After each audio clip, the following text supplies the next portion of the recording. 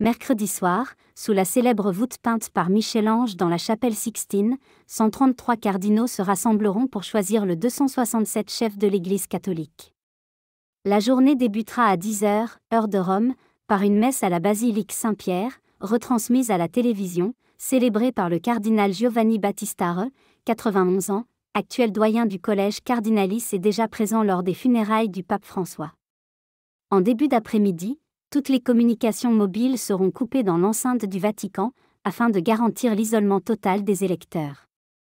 Aux alentours de 16h15, les cardinaux, vêtus de rouge, formeront une procession depuis la chapelle Pauline vers la chapelle Sixtine, entonnant des prières et l'hymne Veni Creator Spiritus, un chant destiné à invoquer l'inspiration divine dans le choix du prochain pape. À leur arrivée, chaque cardinal prêtera serment de silence sur le déroulement de l'élection, en posant une main sur les évangiles.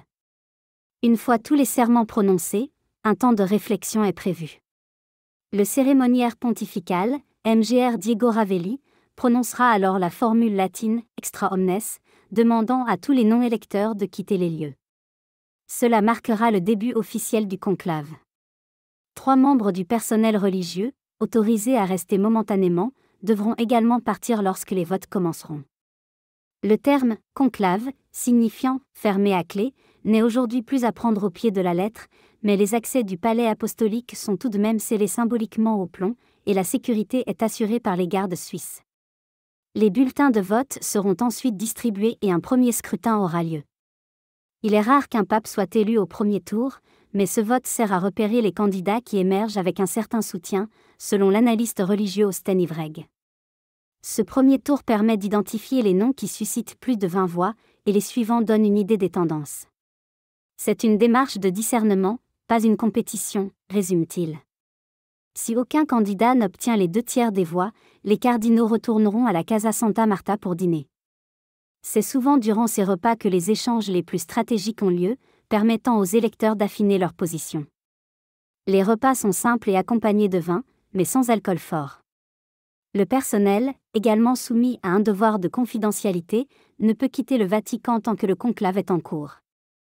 Le lendemain, les cardinaux débuteront leur journée par un petit déjeuner à partir de 6h30, puis assisteront à une messe à 8h15. 2 votes sont prévus dans la matinée, suivis du déjeuner et d'un temps de repos. Le pape François a révélé dans ses mémoires que c'est durant ce moment de pause qu'il a compris que son nom faisait consensus, avant son élection au vote de l'après-midi. Les derniers conclaves se sont tous achevés avant la fin du 2e jour, mais la durée dépendra de l'unité au sein du collège électoral. Un long processus pourrait être interprété comme le signe de profonde division. Pendant ce temps, des milliers de fidèles rassemblés sur la place Saint-Pierre scruteront la cheminée de la chapelle Sixtine, dans l'attente du célèbre panache de fumée blanche annonçant que l'Église a un nouveau pape.